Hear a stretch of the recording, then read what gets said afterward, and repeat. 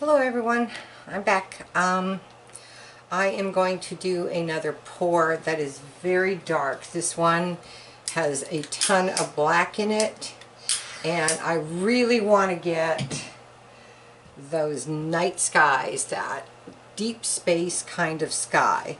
I've got far more paint than I need in this cup, so I may stop because I put about that much there black on the bottom, so I may stop before I use it all.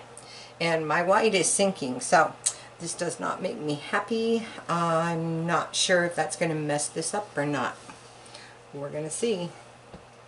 So here we go.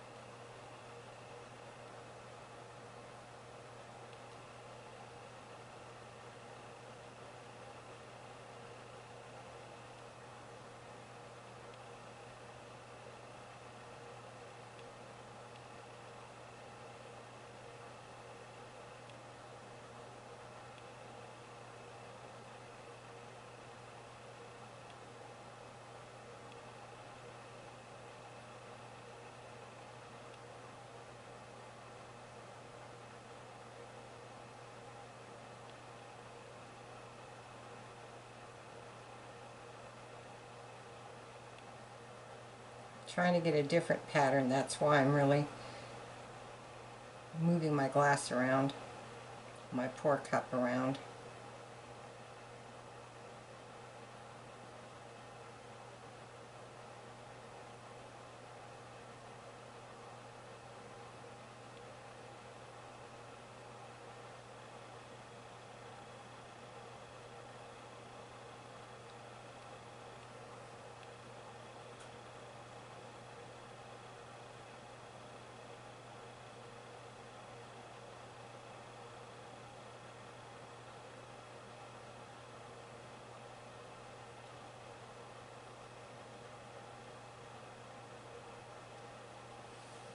Okay.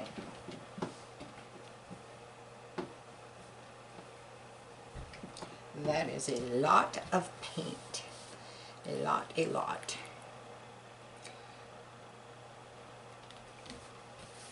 I'm going to stretch this just to utilize some of this paint. Otherwise, I'm just going to be pouring tons of paint off. So, I won't need much white, and my puddle was pretty big, so I don't want to lose all that tan color. That's raw sienna. I've got burnt sienna, raw sienna, black from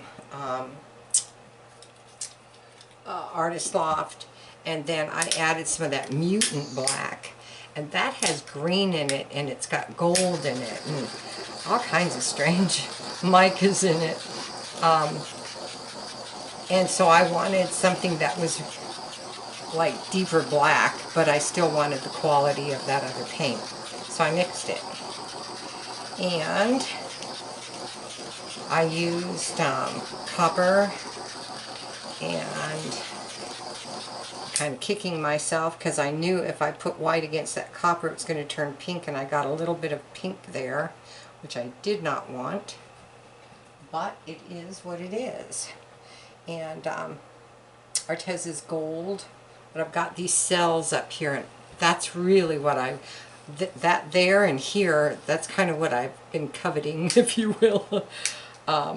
So I may not need any white at all. Maybe a tiny bit.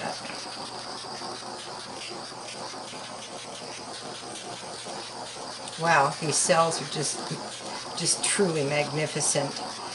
And I got this beautiful effect here.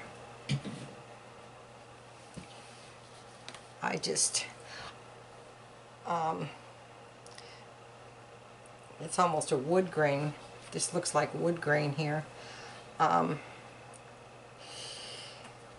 Yeah, I think even though I'm going to lose a lot of the paint, it's going to be kind of a sloppy pour, if you will, because it's got so much paint. I don't think I'm going to stretch this. I don't know. My indecision doesn't help, does it? Okay.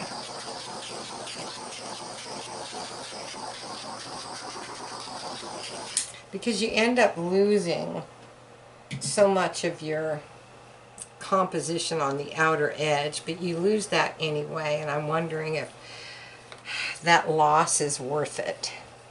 I think it is. So I'm going to do just a little bit. I love the center. I did this really crazy like little pattern, and it looks like leaves. It's different and interesting and not just that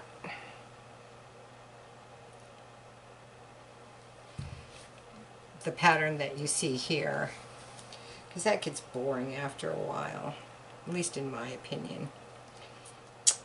Yep, I don't think I'm going to need any white. I think I'm just going to stretch this like it is. I think I'm going to bring you in and let you see this. I hate those lights overhead. I'm really sorry. Look at this. Look at the center. Isn't it pretty? It's really, really different. And then you've got all these massive cells, and that's what I wanted. I may put some white right there so I don't lose those, because I want this to be the expanse of the top. But anyway, let me back out so you can see the whole thing.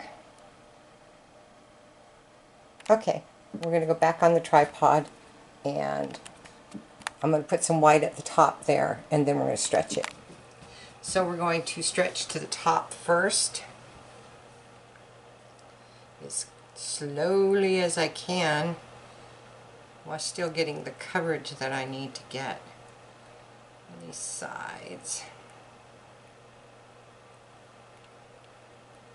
I'm going to lose these cells. Not all of them, I hope. Nope. Well, I'm able to save a whole lot, but darn.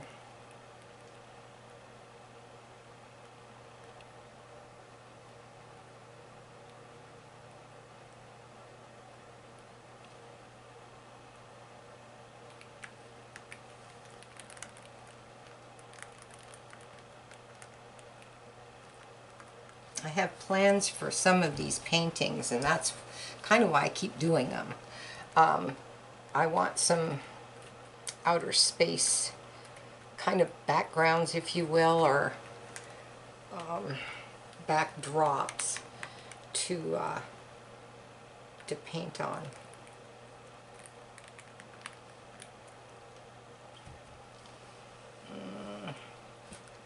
That white is touching that black. I don't like that. While wash my hands. And I did put 2 thin layers of brown in here. I know that sounds crazy, but I really wanted it saturated with dark colors, and I definitely got that, so I'm happy about that.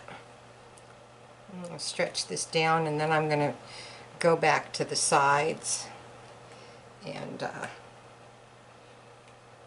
pour some of this paint off because it's way too much.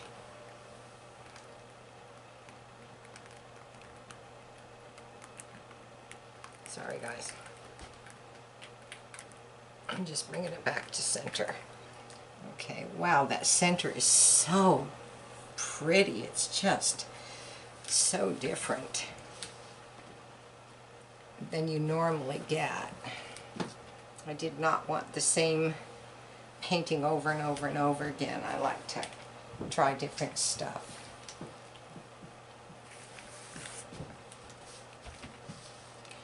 Okay, so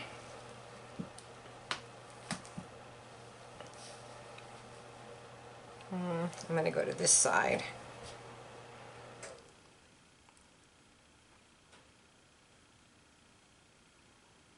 See all those little white dots that you see are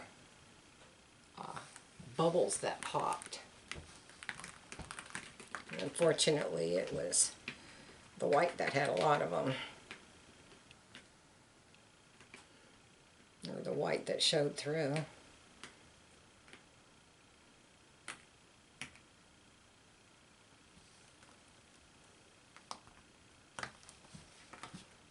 I'm just bringing it back to center.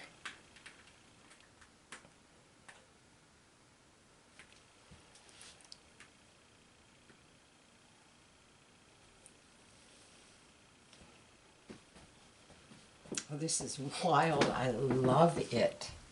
I absolutely love it. Here we go. I will torch it and we're going to get more cells coming out. These cells are really subtly colored and I like that. It blends very well and those little lines aren't as predominant as in some of the paintings that I've done and that others have done. Look at this center. Isn't it beautiful? Oh, I think that's just beautiful. And it flows right on. This, all this here, if I can get my finger in the way, there we go. All this is from moving my cup up and down. Not up and down, but back and forth to get a different pattern. Look at that. And there's so many different colors in that. It's just so subtle. It steps from the copper color to the brown to the, I don't know, I've used several. Burnt sienna, raw sienna. I can't remember what the other one was. But they're all in the brown-red family, if you will. That just looks massive. That looks like a massive amount of stars, doesn't it? And I can actually take my airbrush and do some detailing with that and make them look like stars. So that makes me really happy. I'm really happy with this one. You just get tired of doing the same thing after a while, you know, and although I love the pour, I just want some different effects, so I've been trying all kinds of fun different things. Okay, well, please like, share, and subscribe if you wouldn't mind. And when this is dry and I get what I need for my airbrush, I will be showing you how I add details to these. Thank you very much for joining me. I'll see you next time. Bye-bye.